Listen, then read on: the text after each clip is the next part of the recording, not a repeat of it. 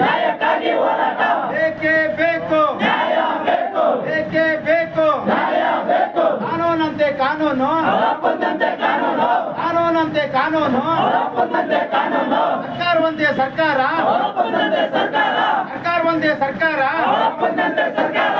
ಬೇಕೇ ಬೇಕು, ನ್ಯಾಯ ಬೇಕು, ಬೇಕೇ ಬೇಕು. ನ್ಯಾಯ ಬೇಕು. ಎಲ್ಲಿವರೆಗೂ ಹೋರಾಟ ನಡೀತಾ ಇರೋದು ಚಿಂತಾಮಣಿ ತಾಲೂಕಿನ ಪ್ರಾಥಮಿಕ ಶಾಲೆ ಆವರಣದಲ್ಲಿ ಸಂವಿಧಾನ ಶಿಲ್ಪಿ ಡಾಕ್ಟರ್ ಬಿ ಆರ್ ಅಂಬೇಡ್ಕರ್ ಅವರ ಪ್ರತಿಮೆಗೆ ಅವಮಾನ ಆಗಿದೆ. ಅಧಿಕಾರಿಗಳ ಮೇಲೆ ಕಾನೂನು ಕ್ರಮ ತಗೋಬೇಕು ಅಂತ ಈ ಮನವಿಯನ್ನು ನಾವು ಸ್ವೀಕಾರ ಮಾಡ್ತಿದ್ದೀವಿ. ಆ್ಯಂಡ್ ಸಂವಿಧಾನದ ಚೌಕಟ್ಟಿನಲ್ಲೇ ಎಲ್ಲ ಅಧಿಕಾರಿಗಳು ನಾವು ಆಡಳಿತ ನಿರ್ವಹಿಸ್ತೀವಿ. ಸೊ ಆ ಸಂವಿಧಾನ ಶಿಲ್ಪಿ ಡಾಕ್ಟರ್ ಬಿ ಆರ್ ಅಂಬೇಡ್ಕರ್ಗೆ ಅವಮಾನ ಆಗೋ ರೀತಿ ಯಾವುದೇ ನಮ್ಮ ತಾಲೂಕು ಆಡಳಿತ ಆಗಲಿ ಜಿಲ್ಲಾಡಳಿತ ಆಗಲಿ ಯಾವತ್ತೂ ನಡ್ಕೊಳ್ಳೋದಿಲ್ಲ.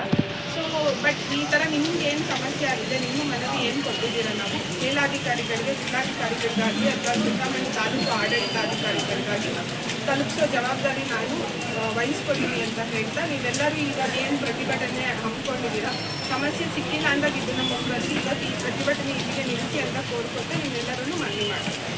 ಮಹಾನಾಯಕ ಡಾಕ್ಟರ್ ಬಿ ಆರ್ ಅಂಬೇಡ್ಕರ್ ರಾಜ್ಯಾಧ್ಯಕ್ಷರು, ಅದೇ ರೀತಿ ನಮ್ಮ ಜೊತೆಯಲ್ಲಿ ರಾಜ್ಯ ಉಪಾಧ್ಯಕ್ಷರು ಎನ್ ಜೆ ನರಸಿಂಹಮೂರ್ತಿ, ಮತ್ತೊಬ್ಬ ಉಪಾಧ್ಯಕ್ಷರು ವೈಶಂಕರ್, ಮತ್ತು ಮಂಜುನಾಥ್, ಮುನ್ರಾಜು, ಗಂಗಪ್ಪ, ಎಲ್ಲರೂ ಮಹಿಳೆಯರೆಲ್ಲರೂ ಸೇರಿ ನಾವು ಇವತ್ತು ಪ್ರತಿಭಟನೆ ಮಾಡ್ತಾ ಇದ್ವಿ. ಈ ಮಾಡಿರ್ತಕ್ಕಂಥ ಉದ್ದೇಶ, ಇವತ್ತು ಚಿಂತಾಮಣಿ, ಚಿಕ್ಕಬಳ್ಳಾಪುರ ಜಿಲ್ಲೆಯ ಚಿಂತಾಮಣಿ ತಾಲೂಕಲ್ಲಿ ಬಾಬಾ ಸಾಹೇಬ್ ಅಂಬೇಡ್ಕರ್ ಅವರ ಒಂದು ಪ್ರತಿಮೆಯನ್ನು ವರ್ಗಾಯಿಸಿದ್ದಾರೆ ಅಂತ ಹೇಳ್ಬಿಟ್ಟು ನಾವು ಪ್ರತಿಭಟನೆ ಮಾಡಿದ್ವಿ. ಇವತ್ತು ಚಿಂತಾಮಣಿ ತಾಲೂಕು ಅಧಿಕಾರಿಗಳು, ಬಿ ಒ ಇರ್ಬೋದು, ಅಲ್ಲಿ ಸಂಬಂಧಪಟ್ಟ ಒಬ್ಬ SDMC ಅಧ್ಯಕ್ಷರಿರ್ಬೋದು, ಎಲ್ಲ ಅಧಿಕಾರಿಗಳು, ನಗರ ಪೌರಾಯುಕ್ತರು ಎಲ್ಲರೂ ಅನುಮತಿ ಕೊಟ್ಟಿದ್ದಾರೆ ಒಂದು ಅಂಬೇಡ್ಕರ್ ಅವರ ಒಂದು ಪುತ್ಲಿಯನ್ನು ಅಲ್ಲಿ ಆ ಸ್ಥಳದಲ್ಲಿ ಇಟ್ಕೊಬೋದು ಅಂತ. ಇವತ್ತು ಆ ಒಂದು ಸ್ಥಳದಲ್ಲಿ ಇರ್ತಕ್ಕಂಥ ಒಬ್ಬ ಫೌಂಡೇಶನ್ ಏನು ಮಾಡ್ತಾರೆ, ನವೀನ್ ಅಂತ, ಅವ್ರ ಮೇಲೆ ಕೇಸ್ ಹಾಕ್ತಾರೆ. ಯಾಕೆ ನೀನು ಅಂಬೇಡ್ಕರ್ ಅವರ ಪುತ್ಲಿನ ಅನಾವರಣ ಮಾಡಿದ್ಯಾ ಅಂತ ಹೇಳ್ಬಿಟ್ಟು ಕೇಸ್ ಹಾಕ್ತಾರೆ. ಇವತ್ತು ಕೇಸ್ ಆಗ್ತಕ್ಕಂಥ ವಿಚಾರದಲ್ಲಿ ಅವರ ಜೊತೆಗೆ ಜೊತೆಗೂಡಿ ಅನೇಕ ಸಂಘಟನೆಗಳು ಚಿಂತಾಮಣಿಯಲ್ಲಿ ಎಲ್ಲ ಸಂಘಟನೆಗಳು ಸೇರಿ ಒಂದು ಧರಣಿ ಕೂತ್ಕೊತಾರೆ.